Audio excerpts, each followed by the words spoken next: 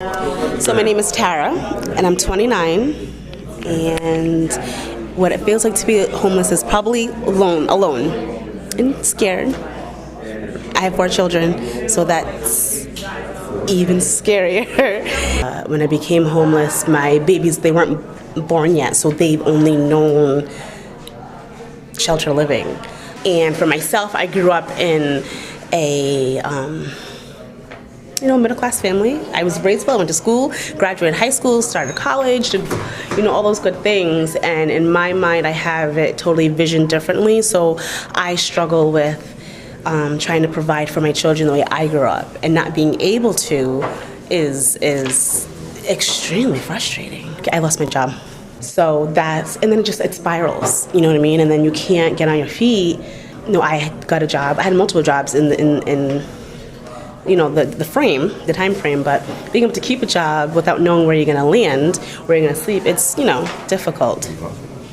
It is almost impossible. And then when you add on for small children, you got to take that into consideration. And no car and busing and, all those things come into play. The children definitely added a harder barrier to break. Frustrating part was that I waited so long. But before that, we had waited just to get that voucher, and just to get permanent housing. Almost 2 years before we got the voucher. 2 years. We were in a shelter before. Oh my gosh. And then we were in a program there, and that program ended. So from that shelter program, we went to another shelter. So that's where we've been since June.